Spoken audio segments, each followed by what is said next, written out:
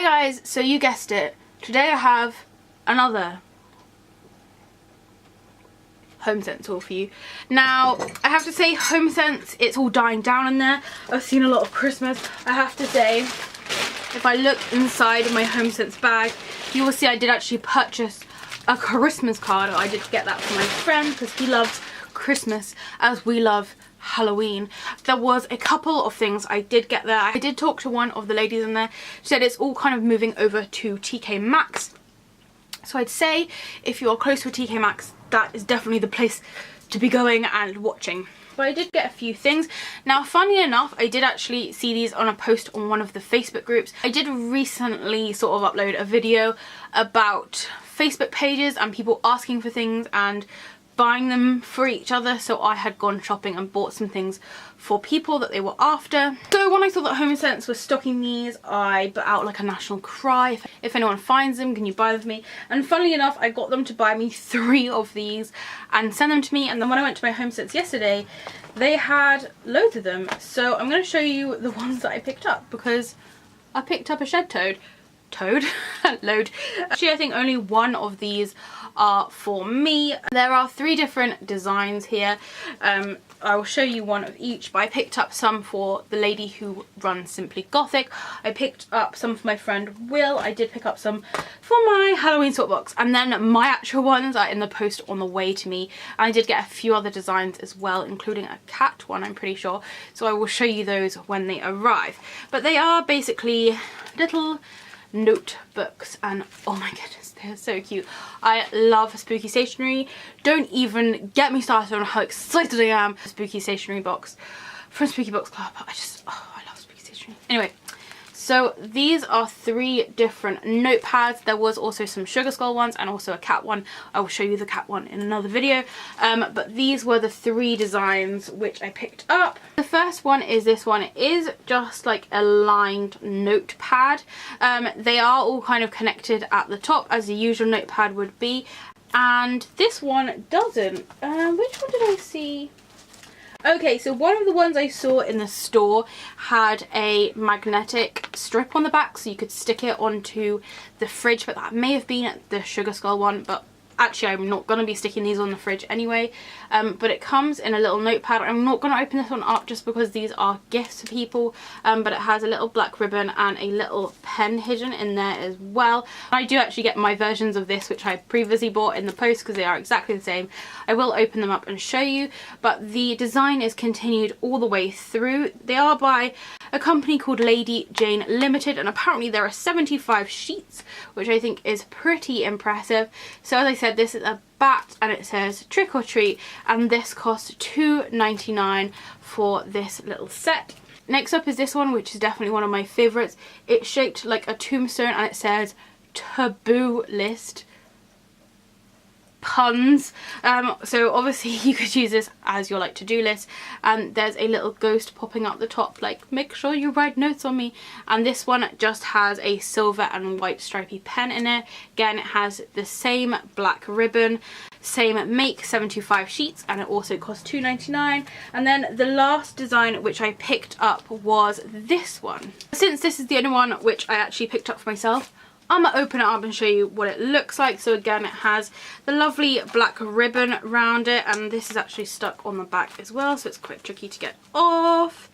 Okay, it's off. And then I can finally take off this plastic wrapping to show you what it's like inside. I've been dying to open this, but I wanted to show you the lovely packaging first. So the pen on this one is stripy and spotty. I do quite like this design, and as you can see, the pen is kind of like stuck to the paper. Like the front cover has, okay, so it's actually joined at the bottom. I did actually lie. So it seems like the paper's joined at the bottom rather than the top, like I said earlier. I'm just gonna rip this off since it's gonna make a mark anyway. Let's start at the notepad. This one also says taboo list. It has 2 different styles of ghosts. We've got like the sheet ghost and then our usual kind of cartoon ghost. This one has a black silhouetted witch, and I did wonder whether or not this was like an inconsistency in the print, but I looked through like all of them that were on the shelf and they were all exactly the same. She is on a little broomstick, and if you look really carefully you can see the broomstick is actually kind of showing up through the ghost. And I know this is going to be so hard to see, but on the moon there is very faint outlines of bats You can just about see one there, and then there's another one behind her. Honestly, I have not even noticed this before. I literally only just noticed it because I was looking very closely at the witch. And then it is lined paper. They do have little squares down the side so you can tick them. This is the only notepad which does have squares down the side, and then right in the corner there is a little bat. I have recently discovered the paper all attaches at this end, and it does kind of just flick out like a usual notebook, and every single page has the same design on it. So I am very pleased that I feel like it's probably not like the easiest notebook to kind of hold upright. I feel like it will work nicely if you're writing like this and then just rip it off as you please. The one I ripped off quite like smooth and nicely, so I'm very pleased with that. As I said, I'm just so excited by stationery. So now that I've got the pen out, I can actually see what the pen is like. It is quite a small pen. I don't know why they look bigger in the pack, but it is definitely a smaller pen. And it is just a normal biro. It is quite a light pen. I think I will be writing with the lid on the end because I do like pens to have a little bit more weight to them. So let's see what colour this pen is. Writing backwards is turning out to be a bit of a struggle. Okay, so it is, oh my god, look how messy my writing is. So it is actually a black pen. It writes very nicely. I'm also writing at this angle, which usually pens run out when you write like that. You normally have to write down like this, which is how normal people write anyway. But it seems like a really nice pen, and I'm pleased it's black since I do only write in black ink. So I'm pleased with the pen. I didn't actually buy it for the pens, but it's always nice to have spare pens. On the little silver bit of the pen, it does also say Lady Jane Limited, which is, as I said, the company which creates these gorgeous little notepads. So as I said, I did buy a shed ton of those because I picked them up for some other people and got them as gifts. So the other things which I got were tea towels. I know I said I didn't need any more tea towels, and in fact I didn't actually need any more tea towels, but I was laying here in bed the other night thinking, alas, I really want to craft something. And although I have cupboards and boxes under my bed full of craft stuff, specifically Halloween craft stuff, none of it was like filling this void that I needed. And I came up with this amazing idea because I'd seen a certain tea towel in Homesense. It was black with ghosts on it, and it was a very kind of furry fleece material. When I picked it up, I thought, this does not feel like a tea towel. It feels too soft to be a tea towel. It did kind of remind me of a blanket. So then I came up with the idea that potentially I could make like a patchwork quilt out of tea towels, which I did. So I did only buy these yesterday, and as soon as I got home I got to making it. Took me between 3 or 4 hours to make. It was actually really simple because all the tea towels are the same size, so you can cut them in half, you can cut them in quarters, and miraculously they all just end up matching up. So I insert some pictures now of like what it looks like, because you're not going to be able to see the whole thing because the whole thing won't like fit in my camera screen.